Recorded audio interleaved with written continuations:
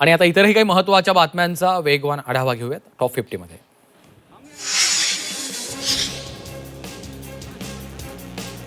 विधान परिषदेसाठी महायुतीचा नवा फॉर्म्युला निश्चित झाल्याची माहिती मिळते. काल दिल्लीमध्ये झालेल्या मॅरेथॉन बैठकांनंतर महायुतीचा 11-4-2 हा नवा फॉर्म्युला ठरलाय अशी सूत्रांची माहिती आहे.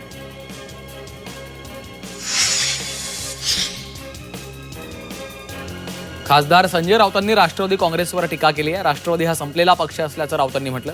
राष्ट्रवादी भाजपच्या दावणीला बांधला गेलाय असा हल्लाबोल देखील राऊतांनी केलेला आहे.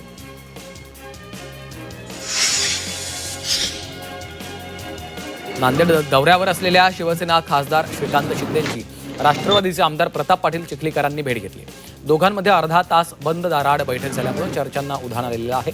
नांदेड विधान परिषदेची जागा राष्ट्रवादीला मिळावी अशी मागणीही चिखलीकरांनी केली आहे. काँग्रेसला लॉक लावण्याची वेळ आली आहे अशा शब्दात अमित साटम यांनी वडेट्टीवारांवर पलटवार केला. तर भविष्यवाणी करायची गरज काय असा सवाल मंत्री शिरसाट यांनी केला.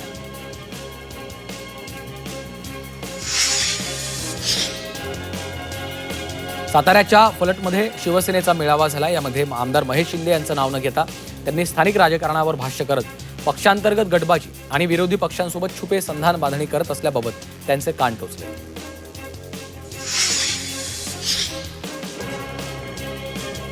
मराठा आरक्षणाच्या मागण्यांवर तोडगा काढण्यासाठी भाजप नेते प्रसाद लाड उद्या पुन्हा एकदा जरांगेंची भेट घेणार आहेत. जालना जिल्ह्यातील अंतरवाली सराटीमध्ये उद्या दुपारी 12:30 वाजता ही महत्त्वाची बैठक पार पडेल. यावेळी जरांगे यांच्या प्रलंबित मागण्यांवर सविस्तर चर्चा होणार आहे.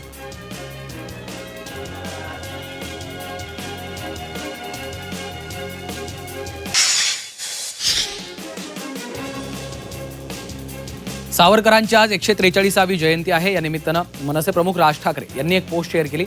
यामध्ये सावरकरांचं हिंदुत्व, त्यांची विज्ञाननिष्ठा आणि बुद्धिप्रामाण्यवाद यावर भाष्य केलेलं आहे.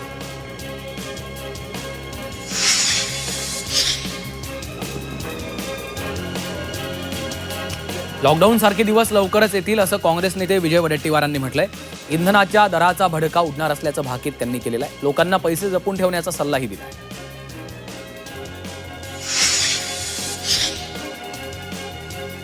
बकरी ईदच्या पार्श्वभूमीवर मुंबईमध्ये कुर्बानीच्या मुद्द्यावरून राजकारण चांगलंच तापलंय. आता या प्रकरणावरून शिवसेना युबीटीचे खासदार संजय राऊत यांनी भाजपसह शिवसेनेवर जोरदार हल्लाबोल केला. महाराष्ट्रात बळी देऊन सरकार आलेलं आहे अशी टीका राऊतांनी केली आहे.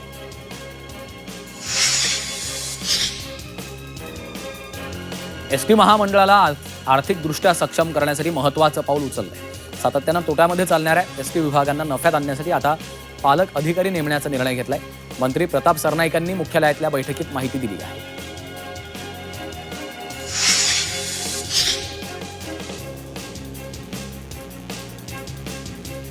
(2025-26) हंगामात देशभरात 273.9 लाख टन कांद्याचं उत्पादन होणार आहे असा अंदाज व्यक्त करण्यात आलेला आहे. हा अंदाज केंद्रीय कृषी आणि शेतकरी कल्याण मंत्रालयानं व्यक्त केला आहे.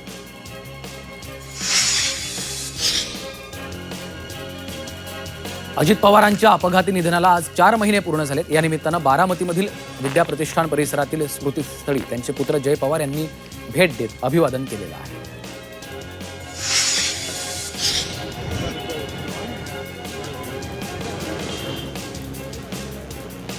औरंगाबाद जालना स्थानिक स्वराज्य मतदारसंघात निवडणूक पार पडणार आहे. निवडणूक पारदर्शक वातावरणात पाडण्यासाठी जिल्हाधिकाऱ्यांनी जिल्ह्यामध्ये 18 मे ते 25 जून रोजी मतदानाची प्रक्रिया संपेपर्यंत मनाई जमावबंदीचे आणि दोन्ही जिल्ह्यात पोस्टर्स बॅनर्स लावण्यास बंदी असल्याचे आदेश दिले.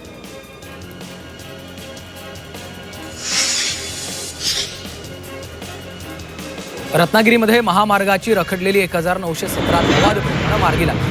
ही प्रलंबित प्रकरणं मार्गी लागवण्यासाठी महत्त्वाचा निर्णय घेण्यात आला असून ही जबाबदारी जिल्हाधिकारी आणि अप्पर जिल्हाधिकाऱ्यांकडे सोपवण्यात आली आहे.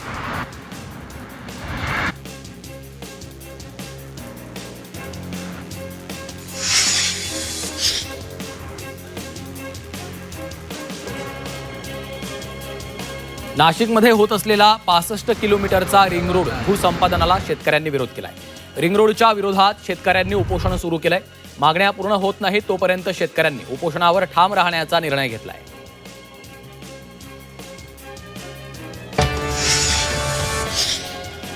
आपल्या हक्काचं घर म्हाडाच्या 2640 घरांच्या लॉटरीसाठी अर्ज करण्याकरता आजचा शेवटचा दिवस आहे. या घरासाठी आतापर्यंत 87,000 239 अर्ज आले असून त्यापैकी 61,153 अर्जदारांनी डिपॉझिट भरून लॉटरीमधला सहभाग घेतलाय. उद्या रात्री 12 पर्यंत डिपॉझिट ऑनलाईन भरता येणार आहे.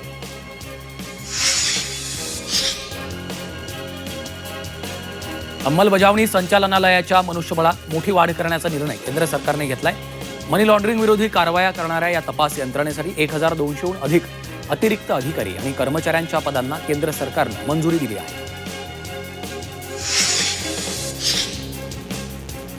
मराठी भाषेला कृत्रिम बुद्धिमत्ता आणि आधुनिक तंत्रज्ञानाशी जोडून सक्षम डिजिटल भाषा बनवण्यासाठी राज्य शासनानं कृती आराखडा जाहीर केलाय. त्यानुसार 2030 पर्यंत तब्बल 10 अब्ज शब्दांचा AI आधारित मराठी भाषा संच तयार करण्यात येणार आहे.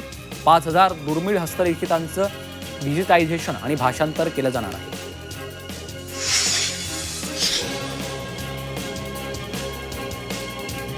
नाशिक कुंभमेळ्यासाठी पायाभूत सुविधांच्या विकासाकरता तब्बल 6,162 कोटींच्या कामांना मंजुरी देण्यात आली आहे. 68 विकास कामं मार्गी लावली जाणार आहेत.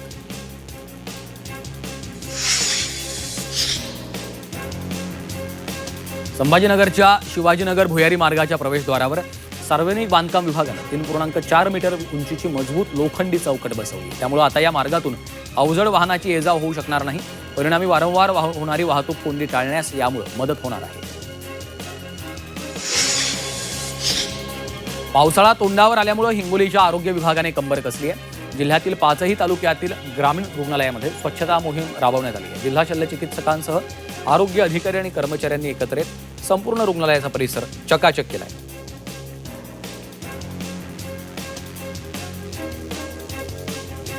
मोठ्या प्रमाणावर पावसाळापूर्व कामं हाती घेतली आहेत. 58 मोऱ्या आणि पुलांवरील जलनिस्सारण वाहिन्यांच्या स्वच्छतेचं काम हाती घेतलंय. त्यापैकी सुमारे 90% काम पूर्ण झालेलं आहे.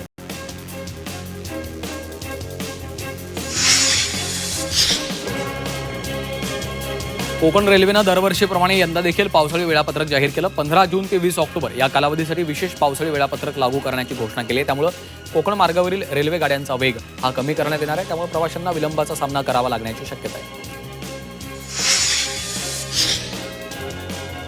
मुंबईकरांनी इलेक्ट्रिक गाड्यांना पसंती दिली आहे. किमती, वाहतुकीचा आणि रोजच्या प्रवासाचा आर्थिक ताण यामुळे मुंबईकरांचा कल आता इलेक्ट्रिक वाहनांकडे वाढताना दिसतोय.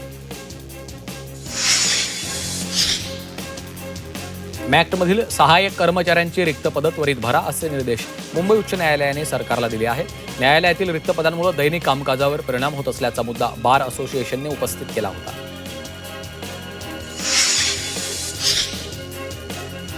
संभाजीनगरच्या नवीन पाणीपुरवठा योजनेचं वाढीव पाणी योजनेमधून दिलं जाणार आहे. शहरातील पाण्याचा गॅप कमी करण्याला प्रशासनाचं प्राधान्य राहील अशी माहिती महापालिका आयुक्तांनी दिली. उच्च न्यायालयाच्या आदेशानुसार 12 जूनला सुरुवातीला 50 MLD वाढीव पाणी मिळणार आहे.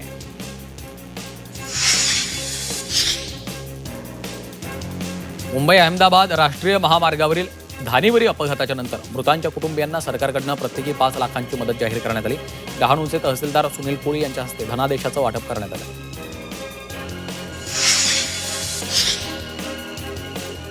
म्हाडाच्या पुणे मंडळामार्फत राबवल्या जाणाऱ्या सदनिका वितरण प्रक्रियेला सध्या तात्पुरती स्थगिती देण्यात आली आहे. विधान परिषदेच्या निवडणुकीच्या आचारसंहितेमुळे म्हाडाचे सदनिका वितरण पुढे ढकलले आहे. मात्र प्रथम येणाऱ्यास प्रथम प्राधान्य या तत्वावर सुधारित कार्यक्रम लवकरच जाहीर केला जाईल. शिर्डीमध्ये साई भक्तांकडनं 3,500 किलो आंब्याचं दान देण्यात आलं. साई भक्तांना आमरसाची मेजवानी देण्यात आलेली आहे.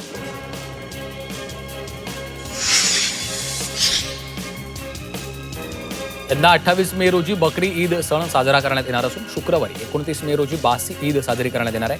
प्रवासी प्रतिसाद लक्षात घेता प्रवाशांच्या सोयीसाठी बेस्ट उपक्रमातर्फे काही बस मार्गावर जादा बस गाड्या चालवण्यात येणार आहेत. मुंबईत बकरी ईद मोठ्या उत्साहात साजरी करण्यात आलेली आहे. मुंबईच्या YMCA मैदानावर मुस्लिम बांधवांनी सामूहिक नमाज पठण केलं.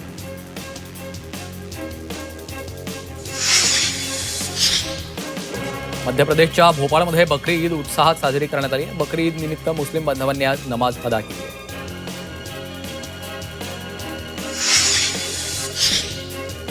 चंद्रपुरात बकरी ईद सण मोठ्या उत्साहात साजरा करण्यात आला. बकरी ईद निमित्त ईदगाह मैदानावर मुस्लिम समाज बांधवांनी सामूहिक नमाज अदा केली.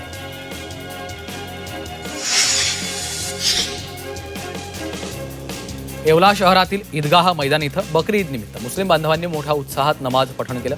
नमाजानंतर हिंदू बांधवांनी मुस्लिम बांधवांना ईदच्या शुभेच्छा देत सामाजिक ऐक्य आणि बंधुभावाचा संदेश दिलाय. अमरावतीमध्ये बकरी ईद उत्साहात साजरी करण्यात आली आहे. शहरात अनेक ठिकाणी पोलिसांचा बंदोबस्त तैनात करण्यात आला. हजारो मुस्लिम बांधवांनी एकत्र येत सामूहिक नमाज अदा केली आहे.